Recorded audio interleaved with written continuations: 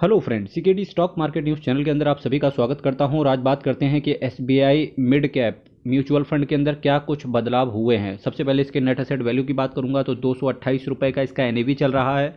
जब हम इस म्यूचुअल फंड की बात कर रहे थे उस समय 160 के आसपास का इसका एनएवी हुआ करता था। अभी फिलहाल देखो 228 रुपये का इसका एनएवी हो चुका है। यानी कि ये म्यूचुअल फंड अपने इन्वेस्टर्स को ताबड़तोड़ तरीके से रिटर्न भी बना के दे रहा है। एक साल का रिटर्न देखो, पिछले एक साल का 40% के हिसाब से CAGR दिया है। 3 साल में देखिए 26% का CAGR, 5 साल में देखिए 23% का CAGR, जबकि आप मैक्सिमम बात कर रहे हैं तो 20% के CAGR के आसपास का इस म्यूचुअल फंड ने रिटर्न बना के दिया है। क्या यही रिटर्न फ्यूचर में गारंटीड मिलता है? बिल्कुल ऐसा नहीं है। शेयर मार्केट में कभी भी आपको रिटर्न की कोई भी गारंटी नहीं देता, इवन मार्केट आपको खुद गारंटी नहीं देता। क्योंकि शेयर मार्केट के अंदर क्या होता है कि अल्टीमेटली ये इकोनॉमिक एनवायरनमेंट, इकोनॉमिक्स का बहुत ज़्यादा इंपॉर्टेंट और इफेक्ट पड़ता है इस म्यूचुअल फंड मार्केट के ऊपर या बोलें शेयर मार्केट के ऊपर।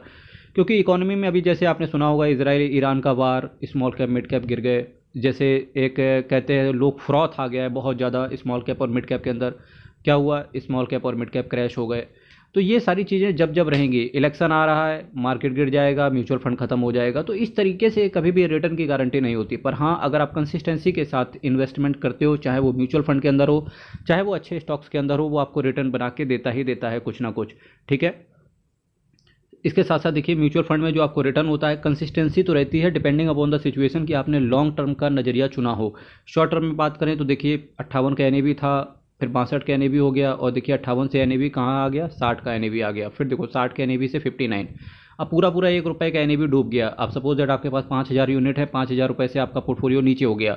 आप डर जाएंगे तुरंत, अरे ये क्या हो गया, ये तो पैसा डूबने लगा। फिर वहीं देखो 59 के एनएवी से कहाँ तक गया? 91, और आज देख लो कहाँ पर है? 200 के ऊपर का एनएवी।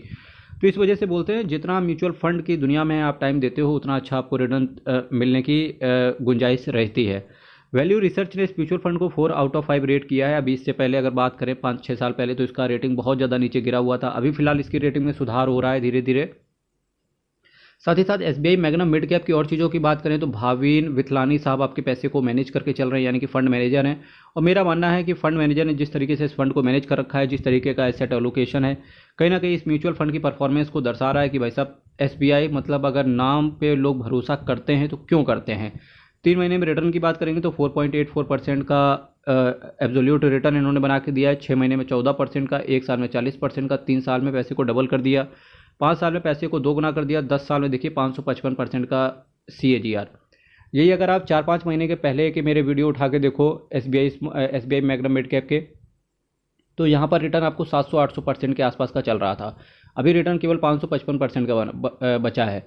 तो यानी कि अगर पिछले 5 महीने पहले की परफॉर्मेंस और आज की परफॉर्मेंस कैलकुलेट करें तो डेफिनेटली इस म्यूचुअल फंड के अंदर गिरावट देखने को मिल रही है। तो इसी वजह से बोलते हैं कि म्यूचुअल फंड की दुनिया में बहुत ज़्यादा रिस्क रहता है, तो कृपया अल्टीमेटली अपना रिस्क कैलकुलेट करके ही पैसा डालें। SBI magnum mid cap direct plan growth की बात करेंगे तो 16,856 करोड़ का असेट साइज है, जो कि मैं मानता हूं कि एक डिसेंट असेट साइज है। जब कभी किसी म्यूचुअल फंड के अंदर बहुत बड़ा असेट साइज हो जाता है तो वहां पर कहीं ना कहीं कुछ दिक्कतें क्रिएट हो जाती हैं। तो अभी इसका असेट साइज ठीक है। एक्सपेंस रेशियो की बात करेंगे एसबीआई के अंदर, आपने ये देखा होगा कि अगर इसके फंड की बात करें, चाहे स्मॉल कैप हो, मिड कैप हो, लार्ज कैप हो, फ्लेक्सी कैप हो, कॉन्ट्रा फंड हो, उनका एक्सपेंस रेशियो 0.50% से ऊपर रहता है, पर जी हाँ 1% से नीचे होता है। 0.84% का इस केस में है। 7.68% का ये कैश होल्ड करके चल रहे हैं। Nifty mid cap 150 total return index को ही बेंचमार्क की तरह फॉलो करते हैं। जिस दिन भी आपको ये बेंचमार्क, हर म्यूचुअल फंड का एक बेंचमार्क होता है। अगर मिड कैप की बात करें तो maximum mutual fund Nifty mid cap 150 को फॉलो करके चलते हैं, या निफ्टी मिड कैप 100 को फॉलो करके चलते हैं। अगर कभी आप ये बेंचमार्क आपको 2% से ज़्यादा का गिरते हुए देखने को मिल जाए तो उस समय आप लमसम या SIP कर सकते हैं। प्लान आपका ग्रोथ है, कोशिश करें कि आप हमेशा ओपन एंड प्लान और ग्रोथ प्लान और डायरेक्ट प्लान के साथ ही रहें, क्योंकि जब ये चीज़ें आपको मिलती हैं तो रिटर्न आपको ज़्यादा अच्छे से मिलता है। बहुत सारे इन्वेस्टर्स लालायित हो जाते हैं कि चलो भाई डिविडेंड प्लान की तरफ सेलेक्ट करते हैं, जिसे आप बोलते हो IDCW वाले प्लान। उन प्लान्स को अवॉइड करना चाहिए, क्योंकि उस केस में आपके डिविडेंड आपको कैश के रूप में दे दिया जाता है, या तो वो खर्चा हो जाएगा या फिर आप इंतजार करते रह जाएंगे कि मार्केट गिरेगा, इस डिविडेंड को वापस से एक्यूमुलेट करेंगे। आपको ग्रोथ प्लान के अंदर भी डिविडेंड मिलता है, पर जी हाँ वो आपका जो डिविडेंड होता है वो ऑटोमेटिकली आपके म्यूचुअल फंड के NAV के साथ जोड़ दिया जाता है। इसकी वजह से आपको पता भी नहीं लगता, और रिटर्न भी आपका हमेशा, डायरेक्ट प्लान आपको हमेशा अच्छा रिटर्न बना के देता है as compared to regular plan. 1 साल के अंदर निकलने की कोशिश करोगे तो 1% का अलग से आपके पास से एग्जिट लोड आएगा, तो इस चीज़ को भी ध्यान रखें। फ्रेंड्स, अगर अभी तक आपने चैनल को सब्सक्राइब नहीं किया तो चैनल को सब्सक्राइब कीजिएगा, काफ़ी मोटिवेशन मिलता है इस चीज़ से। बात करेंगे किन किन सेक्टर्स के अंदर पैसा पड़ा हुआ है, तो देखिए automobile, financial services, health care, capital goods, almost हर सेक्टर को इन्होंने टारगेट किया है। Construction, textile, chemical, energy, metals and mining, material, consumer discretionary, consumer staples और टेक्नोलॉजी, ऑलमोस्ट हर सेक्टर को इन्होंने टारगेट किया है और स्पेसिफिक अमाउंट में ही सेक्टर का एलोकेशन भी कर रखा है, जो कि ये दिखाता है कि फंड मैनेजर कितना डेडिकेटेड है अपने फंड को मैनेज करने से रिलेटेड। बात करेंगे किन किन शेयर्स के अंदर पैसा लगा हुआ है, तो क्रिसिल लिमिटेड, जी हाँ क्रिसिल, बहुत बेहतरीन कंपनी है CRISIL. Torrent Power, Thermax, Sundaram Finance, Tube Investment, Indian Hotels, Schaeffler India, Max Health Care. KPR Mill तो बहुत ज़्यादा स्ट्रगल कर रहा है पिछले, अगर मैं 2 साल की बात करूँ तो जब से इसने बाईबैक किया था अभी 1-1.5 साल पहले, तब से लेके आज तक बहुत ज़्यादा स्ट्रगल कर रहा है, कुछ खास रिटर्न बन के नहीं आ रहा है। केपीआर मिल एक्चुअली ये टेक्सटाइल सेक्टर से बिलोंग करता है और टेक्सटाइल के अंदर चाहे वो केपीआर मिल हो, वर्धमान टेक्सटाइल हो, या फिर आपका स्पिनर्स करके एक आती है, नितिन स्पिनर्स करके एक कंपनी है, इसके साथ साथ ट्राइडेंट लिमिटेड का नाम बहुत सारे लोगों ने सुना होगा, ये सभी के सभी पूरा टेक्सटाइल सेक्टर ही स्ट्रगल कर रहा है। तो इसके लिए जब गवर्नमेंट पीएलआई स्कीम लेकर के आएगी इनके लिए, तब हो सकता है बढ़ते हुए देखने को मिले। Bajaj finance, Carborundum universal, Coromandel international, सोना बीएलडब्ल्यू, प्रेसिजन फॉर्जिंग। सोना बीएलडब्ल्यू लोगों के रडार पे था, कब से रडार पे था तो आपको पता होना चाहिए कि अभी इलॉन मस्क का जो मंडे के दिन इंडिया आना था उसको अभी फ़िलहाल उसने प्लान कैंसिल कर दिया है। तो डेफिनेटली मुझे लगता है, लोग कहते हैं कि किस वजह से कैंसिल किया उसने प्लान, रीज़न कुछ भी रहा हो, पर मुझे ऐसा लगता है वो भी इंतजार कर रहा है तीसरी टर्म में गवर्नमेंट आने का। अगर तीसरी गवर्नमेंट रिपीट करती तो वो आएगा, अदरवाइज़ फिर वो नहीं आएगा, मुझे ऐसा लगता है। PNG, Jubilant Foodworks, Page Industries, Cholamandalam Investment, Sheela Foam, Gokaldas Export, TVS Motor, JK Cement, Triveni Turbine, the Phoenix Mill, Bharat Forge, Ether Industries, Mankind Pharma. Mankind Pharma जब आईपीओ इसका आया था, अभी तो वोडाफोन आइडिया का एफपीओ के बारे में बहुत सारी चीज़ें चल रही हैं, तो इसके बाद वीडियो उसी वोडाफोन आइडिया का ही मैं लॉन्च करने वाला हूँ। मैनकाइंड फार्मा की बात करें, जब इसका आईपीओ आया था तो बहुत महंगे वैल्यूएशन दिए इन्होंने, 1000 रुपये का शेयर दिया, पर ऑलमोस्ट इनके पास कुछ ऐसे प्रोडक्ट हैं जिनका मार्केट के अंदर मोनोपोली है एक तरीके से। तो आज शेयर का प्राइस देखो 2300 रुपये के आसपास घूम रहा है। पिछले 1 साल में बात करेंगे तो बहुत अच्छा रिटर्न मैनकाइंड फार्मा ने इन्वेस्टर्स को बना के दिया है।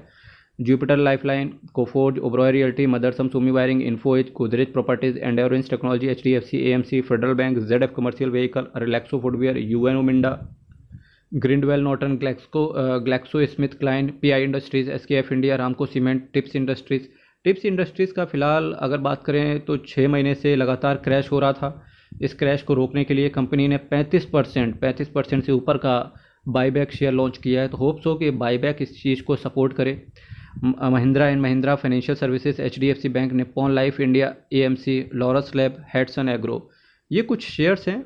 इनके पोर्टफोलियो में बहुत सारे ऐसे शेयर्स हैं जो स्ट्रगल कर रहे हैं, बहुत सारे ऐसे शेयर्स हैं जो आने वाले समय में अच्छा रिटर्न दे सकते हैं। तो मुझे ऐसा लगता है जो जैसे कि टिप्स इंडस्ट्रीज़ हो गया है ना, तो ये सारे कुछ ऐसे शेयर्स हैं जो इन्होंने गिरावट पे ही खरीदे हैं, ठीक है, ताकि आने वाले समय में इनको, क्योंकि बाईबैक का बेनिफिट तो इनको भी मिलेगा, तो हो सकता है आने वाले समय में ये म्यूचुअल फंड और अच्छा रिटर्न देते हुए देखने को मिले। पर ये पॉसिबिलिटी है, ये कोई गारंटी नहीं है यहाँ पर, ठीक है। और साथ ही साथ ये भी कहना चाहूँगा, किसी भी म्यूचुअल फंड में इन्वेस्ट करने से पहले कृपया करके अपने फाइनेंशियल एडवाइज़र से ज़रूर बात करें। ऐसे किसी के बहकावे में आके कभी कोई इन्वेस्टमेंट ना लें, क्योंकि आपके पैसे का सवाल है। Motilal Oswal mid cap fund की बात करेंगे, क्वांट मिड कैप फंड की बात करेंगे, HDFC mid cap opportunities fund की बात करेंगे। अगर आप म्यूचुअल फंड की मार्केट में नए हैं तो एक बार अगर आपको पसंद आ गया है कि चलो एचडीएफसी मिड कैप में मन आ गया है, तो केवल इसके बाद HDFC mid cap, Motilal Oswal mid cap, ठीक है, निप्पॉन इंडिया लार्ज कैप, ठीक है, या निप्पॉन इंडिया ग्रोथ फंड, इन सभी के एक बार आप रिव्यू ज़रूर चेक कर लेना, उसके बाद ही मूड माहौल बनाए। एसबीआई एएमसी की बात करेंगे, 9,17,916 करोड़ का इनका असेट अंडर मैनेजमेंट है, और शायद ऐसा लगता है कि भारत देश के अंदर सबसे पहली एएमसी यही होगी जिसका एयूएम 10 लाख करोड़ को पार करेगा। 148 स्कीम को मैनेज करके चल रहे हैं, जहां एचडीएफसी, आईसीआईसीआई 250 स्कीम के ऊपर का मैनेज करके चलते हैं। वहीं एसबीआई केवल 150 स्कीम के साथ चल रहा है और सबसे बड़ा इनका असेट अंडर मैनेजमेंट है। सिंपल सी बात है, इन्वेस्टर्स को भरोसा है एसबीआई नाम के ऊपर। मेरे भाई चैनल को सब्सक्राइब कीजिएगा। ये भी कहना चाहूँगा, इनकम टैक्स रिटर्न फाइलिंग का सीजन चल रहा है। अगर आप इनकम टैक्स रिटर्न को फाइल करते हो तो ये सर्विसेज आप हमारे द्वारा भी ले सकते हो। हमारे पास एडवोकेट्स एंड चार्टर्ड अकाउंटेंट्स की पूरी एक टीम है जिनका 8 साल से भी ज़्यादा का मार्केट के अंदर एक्सपीरियंस है। तो ये सर्विसेज आप हमारे लिए ले सकते हो। इसके लिए सिंपल है, ये जो कॉन्टैक्ट नंबर आपको दिए गए हैं इन पर आप व्हाट्सएप करके अधिक जानकारी प्राप्त कर सकते हो। यहीं से वीडियो को विराम देंगे। चैनल को सब्सक्राइब कीजिएगा, वीडियो को लाइक कीजिएगा। हर हर महादेव, अयप्पा शरणम, हरि शरणम। बहुत बहुत धन्यवाद।